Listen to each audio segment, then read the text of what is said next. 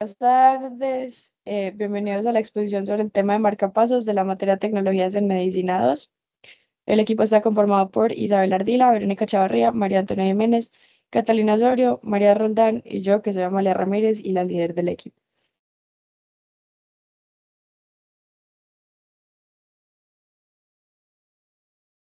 Bueno, en la introducción tenemos que el marcapasos es un dispositivo médico que fue diseñado para regular el ritmo cardíaco en pacientes que presentan bradiarritmias y otras anomalías de la conducción. Este fue inventado a mediados del siglo XX y desde eso ha evolucionado mucho, porque este iba desde unas máquinas que eran muy grandes y externas e incómodas para el paciente hasta dispositivos que ahora son implantables, compactos y que tienen la capacidad de monitorear el corazón con una mayor complejidad y teniendo en cuenta una terapia personalizada según el portante. Estos avances han permitido que los pacientes que tienen trastornos del ritmo puedan mantener una mejor calidad de vida y reducir el riesgo de eventos cardiovasculares graves, generando así mejores desenlaces. El funcionamiento de un marcapasos se basa en la emisión de impulsos eléctricos que van dirigidos al músculo cardíaco, para así mantener un ritmo y una frecuencia adecuados.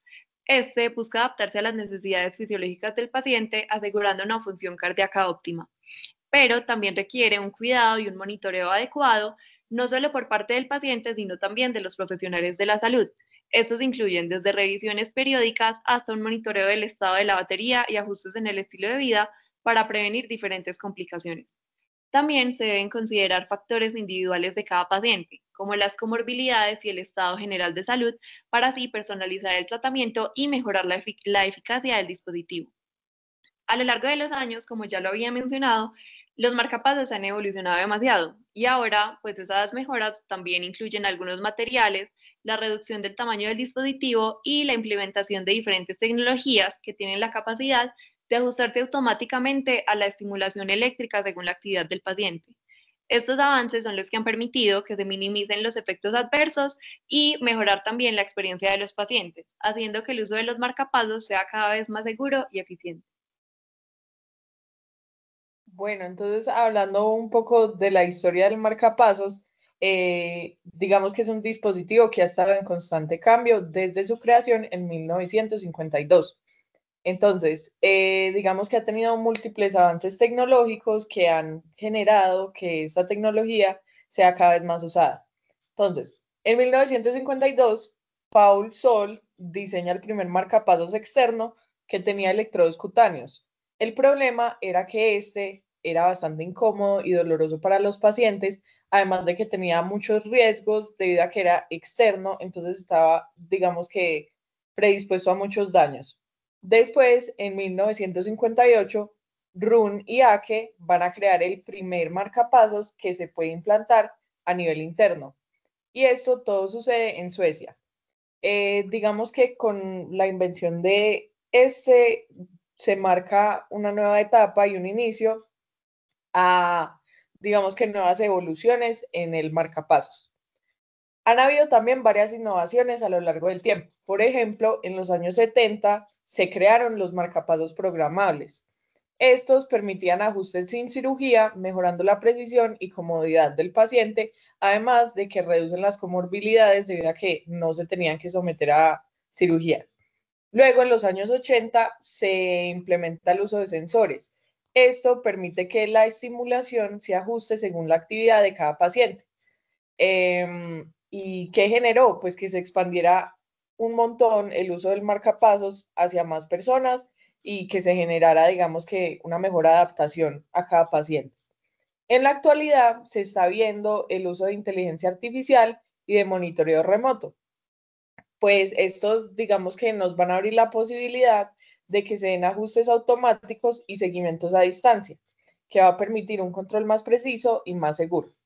Entonces, digamos que el futuro del marcapasos es que va a tener mucha mayor autonomía de la batería, que se va a integrar con tecnologías digitales y que va a ser personalizado hacia cada paciente.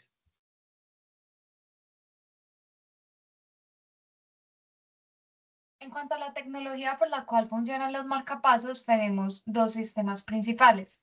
Los marcapasos tradicionales funcionan con una estructura que cuenta con un generador de pulsos que genera los impulsos eléctricos y una serie de electrodos que cumplen la función de detectar la actividad cardíaca intrínseca y de enviar descargas en caso de que sea necesario. Estos electrodos normalmente se ubican en la orejuela derecha de la aurícula y los ventriculares se pueden colocar en diferentes zonas como el ápex ventricular derecho, el tabique ventricular derecho o el tracto de salida. Estos generadores de pulsos funcionan con una batería de litio que tiene un peso aproximado de entre 20 y 30 gramos y una vida útil de 8 a 12 años, por lo cual, una vez que se cumpla este periodo de tiempo, deben de ser reemplazados. Actualmente tenemos otra tecnología que son los sistemas de marcapasos sin cables. Estos son beneficiosos para el paciente ya que reducen las complicaciones asociadas a la implantación de los electrodos. Estas están compuestas por un sistema en el cual, en una sola estructura pequeña, aproximadamente del tamaño de una vitamina, se encuentra el generador de pulsos y el sistema de administración. Estos normalmente se suelen implantar en el ventrículo derecho. A continuación tenemos dos placas de tórax que nos muestran la diferencia entre el sistema tradicional de marcapasos y el sistema sin cables. En el sistema tradicional de marcapasos podemos observar el generador de pulso y los cables. En este caso se trata de un sistema de marcapasos tradicional bicameral, ya que cuenta con un electrodo que va hacia la aurícula y otros que van hacia los ventrículos. Al lado derecho tenemos una placa de tórax con un sistema sin cables en el cual se puede observar el pequeño dispositivo implantado en el ventrículo derecho.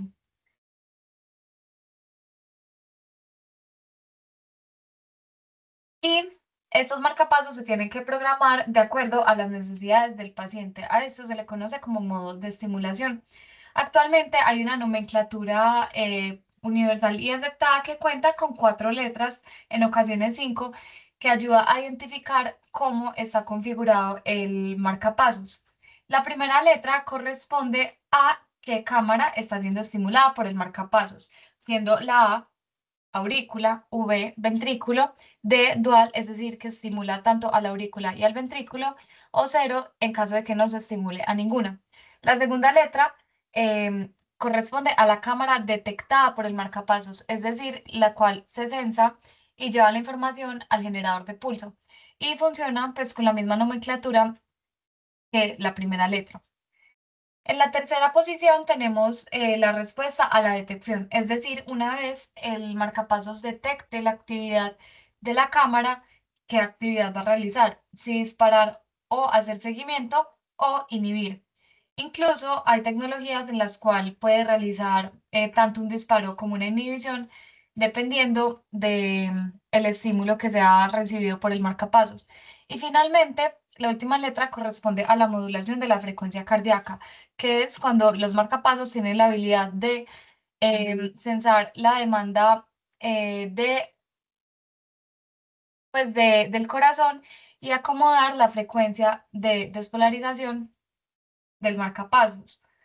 Entonces, siguiendo esta nomenclatura, por ejemplo, los sistemas más comunes usados actualmente en Estados Unidos son los sistemas de DDR, es decir, que estimula tanto a la aurícula y el ventrículo, detecta a la aurícula y el ventrículo, puede disparar e inhibir y por último tiene la habilidad de modular la velocidad de descarga para ajustar la frecuencia cardíaca.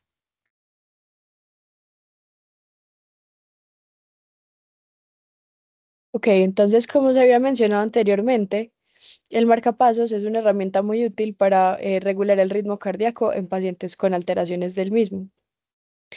Entonces, los casos principales en los que este va a ser usado, perdón, son los casos en los que hay bradicardias que disminuyen la perfusión del sistema, pues, en general.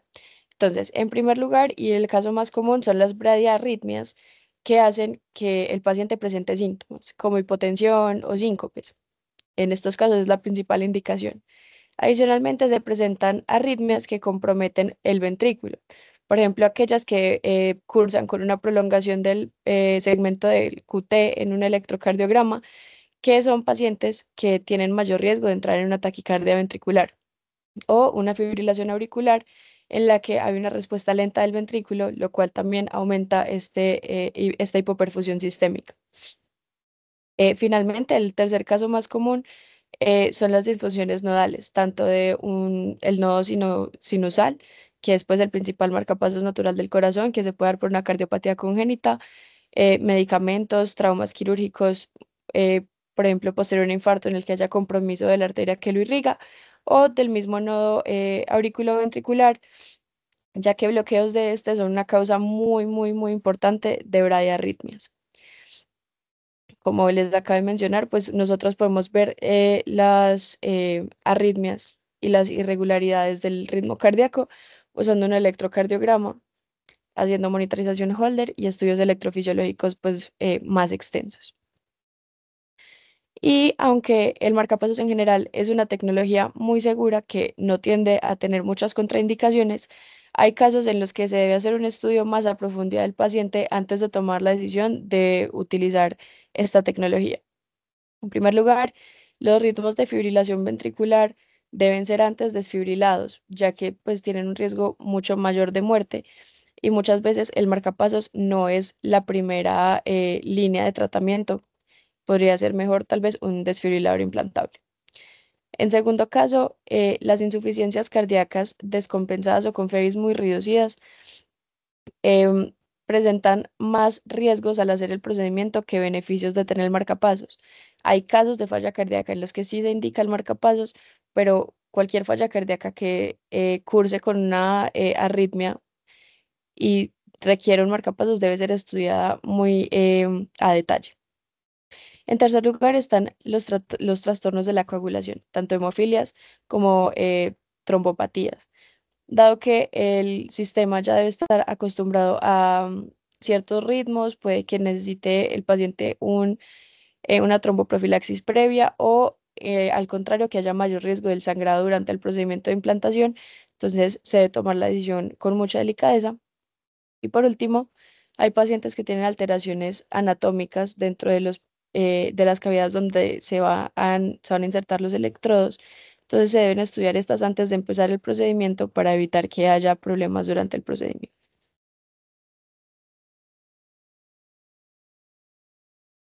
Bueno, la cirugía para implantar el marcapasos consiste en hacer una incisión infraclavicular o delta pectoral y luego una punción en la vena axilar o en la subclavia. Y por ahí avanzar un electrodo hacia el ventrículo derecho y otro hacia la aurícula derecha. Y una vez estén colocados esos electrodos, se inserta el generador por debajo de la piel y por encima del músculo pectoral. Y finalmente se cierra la incisión.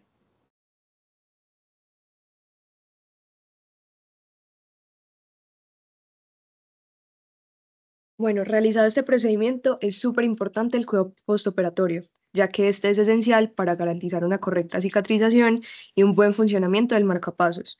Entonces, durante este periodo es necesario monitorizar los signos vitales del paciente y verificar la función del marcapasos para asegurar que la estimulación y la detección se realicen de forma correcta. Entonces, también se debe dar un seguimiento a largo plazo del paciente, donde se le debe instruir que identifique síntomas anormales relacionados con el procedimiento y con el marcapasos.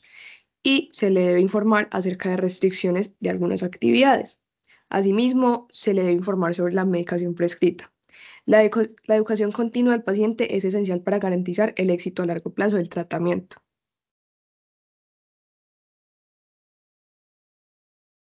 Muchísimas gracias, esperamos hayan aprendido mucho.